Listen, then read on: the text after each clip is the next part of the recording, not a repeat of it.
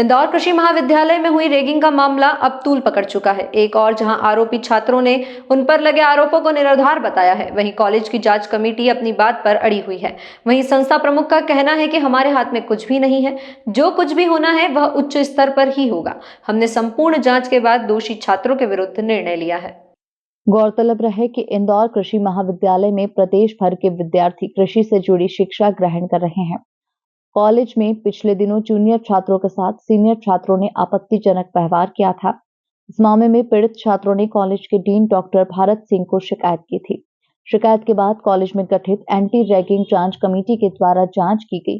जांच के दौरान पीड़ित छात्रों की शिकायत सही पाई गई, जिसके बाद कॉलेज प्रशासन ने एक्शन लेते हुए दोषी छात्रों के खिलाफ कार्रवाई की।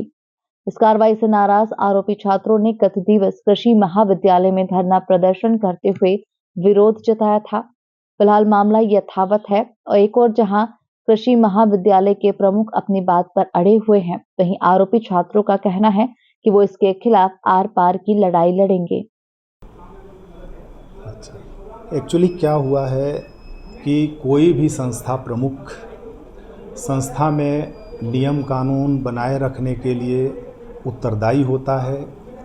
हमारे इस कृषि महाविद्यालय में देश के सभी प्रदेशों से लगभग अच्छे विद्यार्थी आते हैं, जिनकी की रैंकिंग बहुत अच्छी होती है। उसी के तहत इस बार जो नई शिक्षा नीति के तहत हम लोगों ने, भारत सरकार की योजना आई है, नई शिक्षा नीति के तहत हम लोग यहाँ पे अपना कार्यक्रम करवाए हैं। दीक्षारंभ कार्यक्रम भी हम करवाए थे। यहाँ का जो लोकल प्रशासन है इंदौर का, कलेक्टर महोदय, पुलिस कमिश्नर महोदय, उपायुक्त राजस्व महोदया, इन सारे लोगों को, प्लस हमारे इसी कृषि महाविद्यालय का नाम जो विदेशों में, कनाडा में, अमेरिका में रोशन कर रहे हैं उपाध्याय साहब, उनको मैंने बुलाया था। अचानक से बीच में एक ऐसी घटना घटी कि दिल्ली जो एंटी रैगिंग सेल है, आप लोगों को मालूम होगा कि 2009 में माननीय सुप्रीम कोर्ट ने एक कानून बनाया है कि कोई भी नया विद्यार्थी अगर कॉलेज में, किसी भी कॉलेज में आता है, पढ़ता है, तो उसको रोकना, किसी भी तरीके का प्रताड़ित करना से संबंधित तमाम तरीके के नियम उसमें लगाए गए हैं। तो वहाँ से हमको एंटी रैगिंग सेल से एक शिकायत प्राप्त हुई।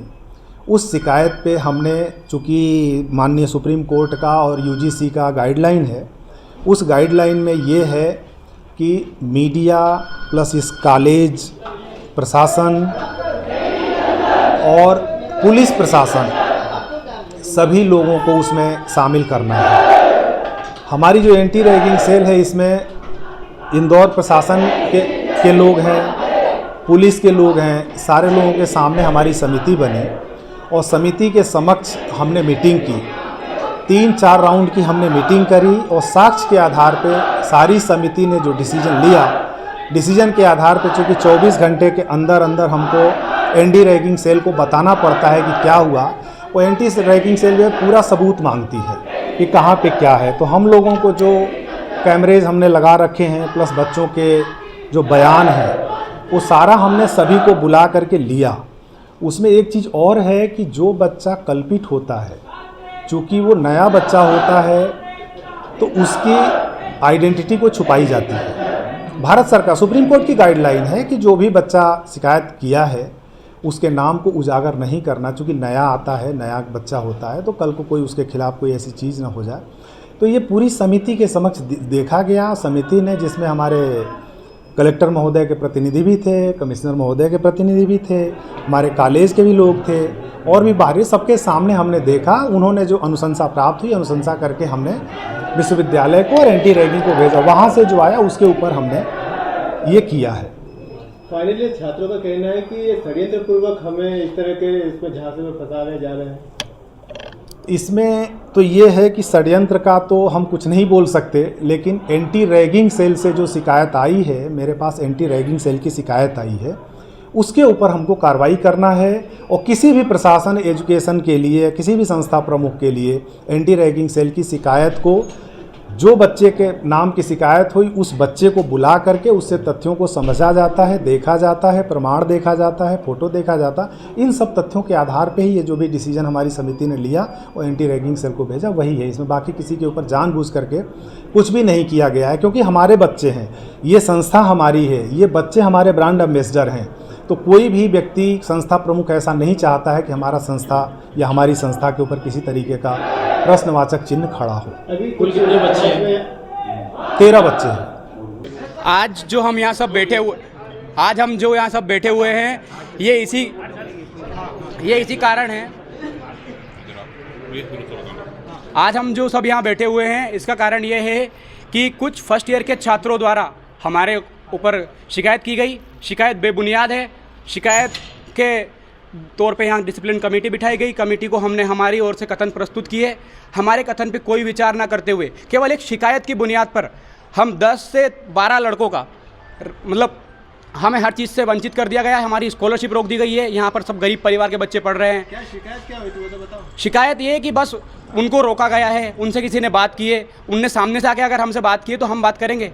एज अ सीनियर मेरा क्या काम है, अगर जूनियर मेरे पास आएगा तो मैं उससे बात करूँगा। एंटी रैगिंग की बात कर रहे हैं, हाँ तो पूरा बताओ ना सर। एंटी रैगिंग कमेटी में उन्होंने कंप्लेंट डाली कि हमारी रैगिंग होती है, जबकि हमने आज तक कोई रैगिंग नहीं की है। यहाँ हमारी रैगिंग ना हुई है, ना हम रैगिंग के पक्ष में हैं। हम रैगिंग के सख्त खिलाफ है। मैं स्टूडेंट वेलफेयर कमेटी में एज ए MSc स्टूडेंट सदस्य हूँ। मैंने कभी भी किसी बच्चे को कोई परेशान नहीं करा। यहाँ बैठे इनने किसी ने किसी को परेशान नहीं करा है। हमने हमेशा बच्चों का साथ दिया है, सपोर्ट किया है, नोट्स प्रोवाइड करने में। क्लास में अगर कुछ समझ में नहीं आ रहा, अगर वो हमसे पूछता है तो हम उसको समझाते हैं। जिससे बात करते और जिससे जो शिकायत वो बंदा करता है जो बाहर कहीं घूमता फिरता हो, वो हमारा, अगर हम किसी से बात कर रहे हैं, कोई जूनियर हमारे पास आके बात कर रहा है, तीसरा बंदा हमारा वीडियो बना लेता है, फोटो खींच लेता है और वो आके कॉलेज में शिकायत करता है। और उसकी शिकायत, बेबुनियाद शिकायत के ऊपर हम पे निर्णय लिया गया। हमको नहीं बताया गया है निर्णय, और निर्णय हमको ना बताने के बाद जब हमें पता लगा, जैसे हम यहाँ पिछले 1 महीने से स्पोर्ट्स में मेहनत कर रहे हैं, लगातार वहाँ जा रहे हैं, स्पोर्ट्स एक्टिविटी से हमें वंचित कर दिया गया है। हम 1 महीने से मेहनत कर रहे हैं और ऑर्डर निकलता है बैक डेट में। 7 तारीख को ऑर्डर निकला है और वो हमें 20 तारीख को मांगने पे यहाँ मिला है। जब हमें वहाँ पता लगा कि तुम लोगों को नहीं ले जा रहे हैं, 20 तारीख को हमें वो ऑर्डर मिला है। और एक ऑर्डर मेरे नाम से निकला है 17 तारीख को, 17 फरवरी को। वो ऑर्डर मुझे आज 20 मार्च को मिला है। 1 महीने 3 दिन बाद मुझे ऑर्डर मिल रहा है। ये कॉलेज प्रशासन की नाकामयाबी है और ये डिसिप्लिन कमेटी की नाकामयाबी है कि हम लोगों पर बेबुनियाद शिकायत और बिना कोई साक्ष्य के हमें चीज़ों से वंचित किया जा रहा है। हम गरीब परिवार से हैं साहब। यदि हम लोगों की स्कॉलरशिप रोक दी जाएगी तो हम कैसे पढ़ाई करेंगे? हम स्कॉलरशिप के हिसाब से यहाँ पढ़ाई करते हैं। स्कॉलरशिप आएगी तो हमारी मांग करते हैं आप लोगों? हमारी ये मांग है कि ये सारे बेबुनियाद आरोप, इनको झूठा साबित, ये झूठे हैं और ये झूठे ही रहेंगे और हम सभी को निर्दोष करार दिया जाए। ये हमारी मांग है हमें।